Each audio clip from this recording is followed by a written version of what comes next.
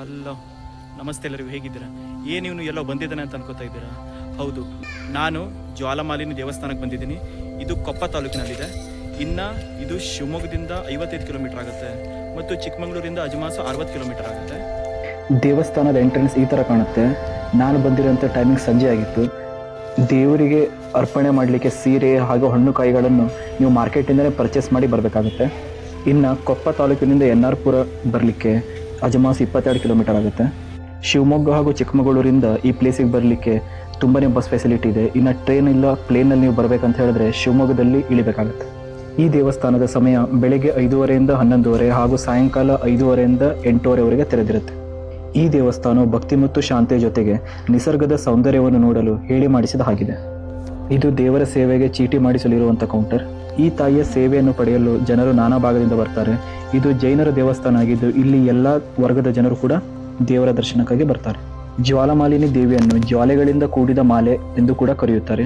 ದೇವಿಯು ಭಾರತೀಯ ಸಂಪ್ರದಾಯದಲ್ಲಿ ಶಕ್ತಿಶಾಲಿ ಅಗ್ನಿ ದೇವತೆಯಾಗಿದ್ದು ಪ್ರಾಥಮಿಕವಾಗಿ 8ನೇ ಜೈನ ತೀರ್ಥಂಕರರ ಚಂದ್ರಪ್ರಭು ಅವರ ರಕ್ಷಣಾತ್ಮಕ ಯಕ್ಷಿಣಿ ಎಂದು ಪೂಜಿಸಲ್ಪಡುತ್ತಾಳೆ.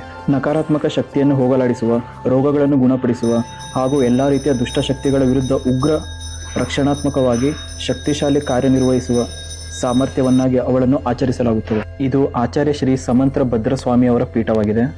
ಇನ್ನು ದೇವಿಯನ್ನು ಸುತ್ತುವರೆದಿರುವ ದಂತಕಥೆಗಳು ಮತ್ತು ನಂಬಿಕೆಗಳು ತಾಂತ್ರಿಕ ಜೈನ ಇತಿಹಾಸ ಹಾಗೂ ಹಿಂದೂ ಪುರಾಣದಲ್ಲಿ ಆಳವಾಗಿ ಬೇರೂರಿವೆ. ಇನ್ನು ದೇವಸ್ಥಾನದ ಹೊರಗಡೆ ನೀವು ದೀಪಸ್ತಂಭವನ್ನು ನೋಡಬಹುದು.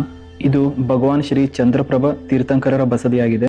ದಂತಕಥೆಯ ಪ್ರಕಾರ ದೇವಿಯ ವಿಗ್ರಹವನ್ನು ಹೊತ್ತ ಸನ್ಯಾಸಿಯೊಬ್ಬರು ಸಿಂಹ ಮತ್ತು ಹಸುವನ್ನು ಒಂದೇ ಮೈದಾನದಲ್ಲಿ ಶಾಂತಿಯುತವಾಗಿ ಒಟ್ಟಿಗೆ ಆಡುತ್ತಿರುವುದನ್ನು ನೋಡಿದಾಗ ದೇವಿಯನ್ನು ಈ ಸ್ಥಳದಲ್ಲಿ ಪ್ರತಿಷ್ಠಾಪನೆ ಮಾಡಲು ನಿರ್ಧರಿಸಿದರು. ಇದು ಭಗವಾನ್ ಶ್ರೀ ಬಾಹುಬಲಿ ಸ್ವಾಮಿಯ ಬಸದಿಯಾಗಿದೆ. ಇನ್ನು ಜ್ವಾಲಾಮಾಲಿನಿ ದೇವಿಯನ್ನು ಸಾಮಾನ್ಯವಾಗಿ ಏರುತ್ತಿರುವ ಬೆಂಕಿ ಹಾಗೂ ಜ್ವಾಲೆಗಳ ಪ್ರಭಾವಲಯ ಅಥವಾ ಕಿರೀಟದೊಂದಿಗೆ ಚಿತ್ರಿಸಲಾಗಿದೆ. ಇದು ಧ್ಯಾನ ದೇಗುಲ ಹಾಗೂ ಪ್ರವಚನ ಕೊಡುವಂಥ ಕೊಠಡಿಯಾಗಿದೆ.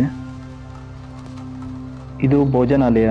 ಇಲ್ಲಿ ಸನ್ನಿಧಿಗೆ ಬರುವಂಥ ಭಕ್ತರಿಗೆ ದಿನನಿತ್ಯವೂ ತಿಂಡಿ ಹಾಗೂ ಊಟದ ವ್ಯವಸ್ಥೆ ಇರುತ್ತದೆ.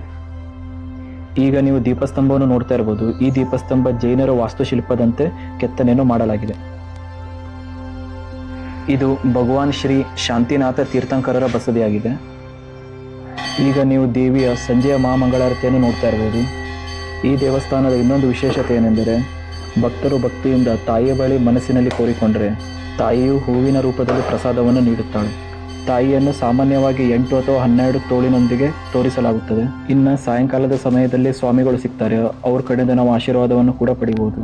ಇನ್ನು ದೇವಸ್ಥಾನದ ಹೊರಗಡೆ ಈ ವಿಶಾಲವಾದ ಮರ ಕಾಣಸಿಗುತ್ತೆ. ಈ ಮರದಲ್ಲಿ ಬಿಟ್ಟಿರುವಂತಹ ಹೂ ತುಂಬಾನೇ ವಿಶೇಷವಾಗಿತ್ತು. ನಾಗರಹಾವು ಹೆಡೆ ಹತ್ತಿದ ಹಾಗೆ ಗೋಚರಿಸ್ತಾ ಇತ್ತು. ಈ ಮರ ಮತ್ತು ಹೂ ಯಾವುದಂತ ಗೊತ್ತಿದ್ರೆ ಕಮೆಂಟ್ ಬಾಕ್ಸ್ ಅಲ್ಲಿ ತಿಳಿಸಿ. ಇನ್ನು ಭಕ್ತರು ಬಂದು ವಸತಿ ಇರಲಿಕ್ಕೆ ಇಲ್ಲಿ ವಸತಿ ನಿಲಯಗಳು ಕೂಡ ಲಭ್ಯವಿದೆ. ಇನ್ನು ನಾನು ಮಾಡಿರುವಂಥ ವಿಡಿಯೋ ನಿಮ್ಗೆ ಇಷ್ಟವಾದಲ್ಲಿ ದಯವಿಟ್ಟು ಲೈಕ್, ಸಬ್ಸ್ಕ್ರೈಬ್ ಮತ್ತು ಶೇರ್ ಮಾಡೋದನ್ನು ಮರಿಬೇಡಿ. ಜೈ ಹಿಂದ್.